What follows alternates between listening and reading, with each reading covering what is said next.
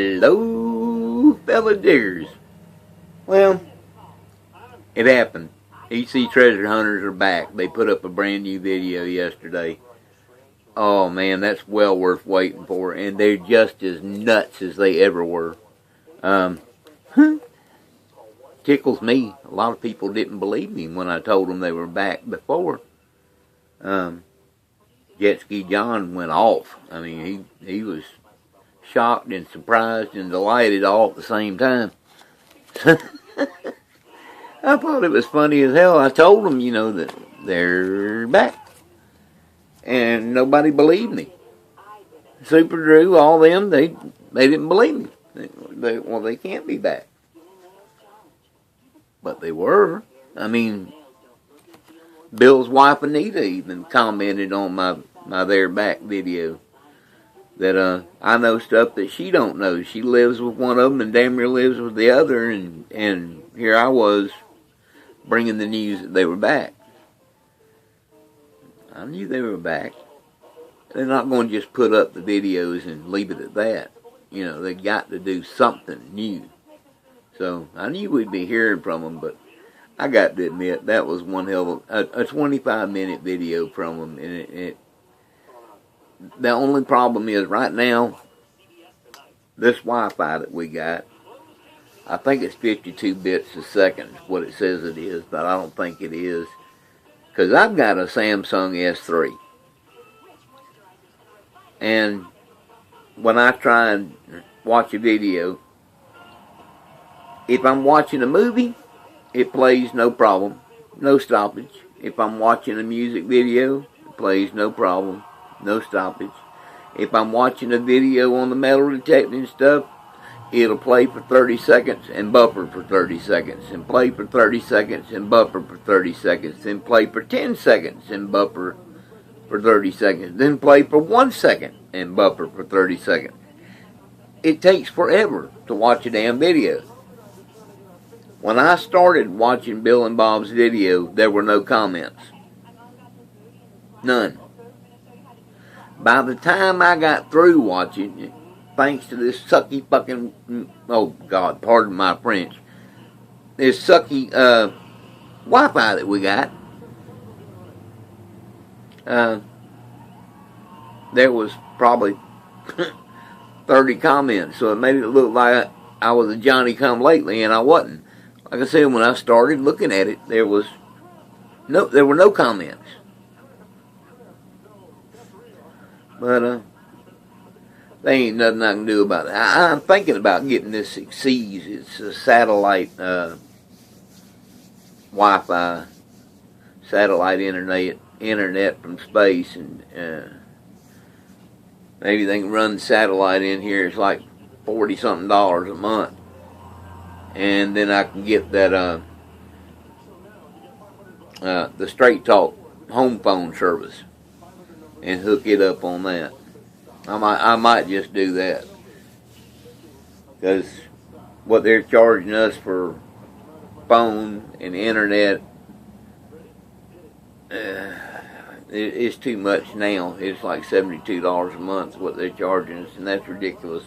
Where I live, we can't get cable. We can get satellite.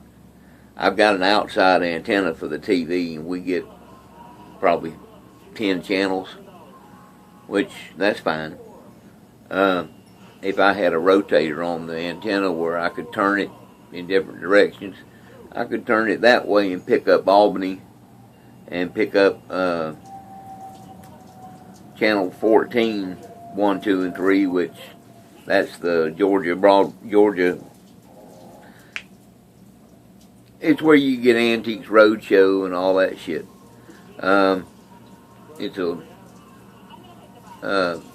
public broadcasting channel or whatever. But I don't have a turner on it. I can get one. Radio Shack sells them, and I can put them on it. But I'm hoping tomorrow. I'm not going to start singing that song, but I'm hoping tomorrow when I go by to see my doctor that he's going to say, okay, for this leg, yep, you can go ahead and get your prosthetic. Have a measure, you can get your prosthetic. I got a feeling he's going to say, but the other leg, we need that toe. Now, let me get up on this one first before you start messing with the other one. But who knows? Don't know. But I said it in the comments, and I want to say it again straight out. Bill, Bob, welcome home, brothers. This is where you belong. We're your family now. We're your family. We're your brothers and your sisters. And you need to stay right here. Any negative comments you get, remember the name, and the next time you're reading your comments, you see that name, you skip right over it. Don't pay any attention to them at all. They'll go away.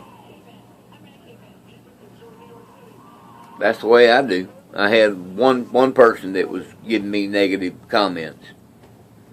And from that point, every time I saw that name, I didn't even read it. I just skipped it. That's the best way to handle it. Just ignore them. Because they're irrelevant. They don't matter. The ones that care about you, the good people out here, and there's a lot of them. Those are the ones you need to pay attention to. But did you see some of the reactions? I mean, John's reaction was, that was classic. He about had a fit. Oh. And Mark, I still can't stop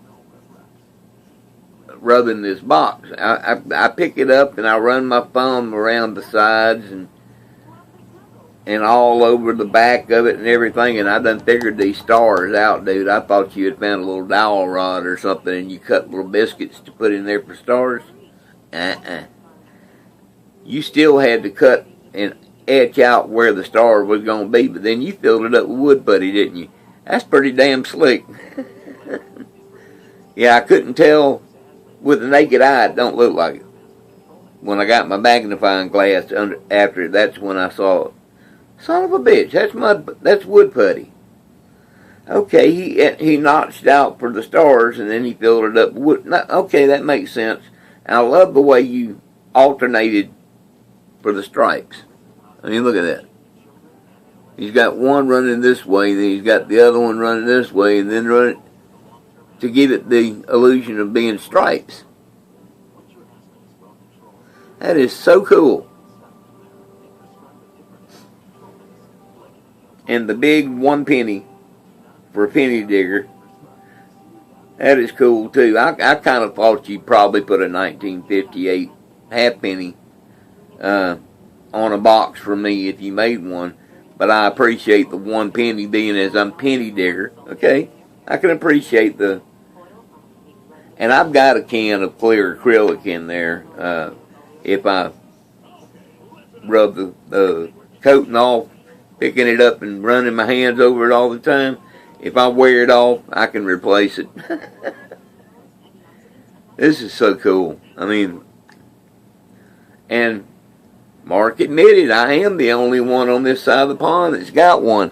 You know, that kind of makes me feel special, but there's a lot of time and effort goes into that box. I mean, you know, first you got to apply the matchsticks. You got to cut them and get them in there.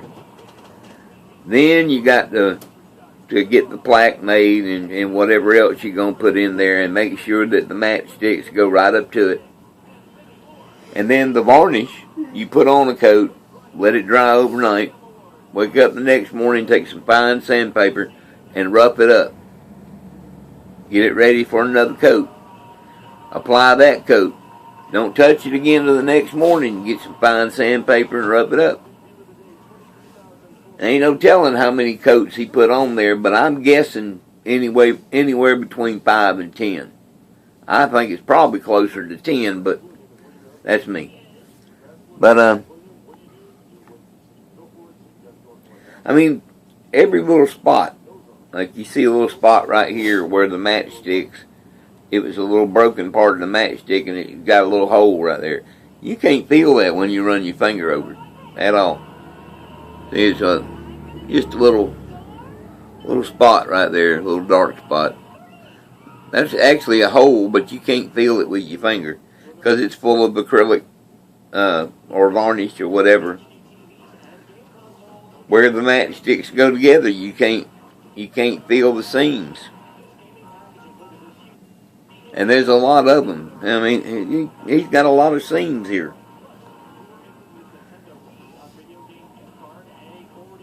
But you can't feel it. Now, you can feel the stars a little bit.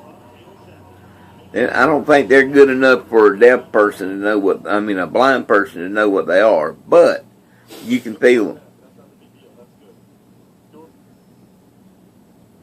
But I still think I think that's about the coolest box you've ever made, Mark. And I might be just a little bit partial, but that dragon box was pretty damn cool, though.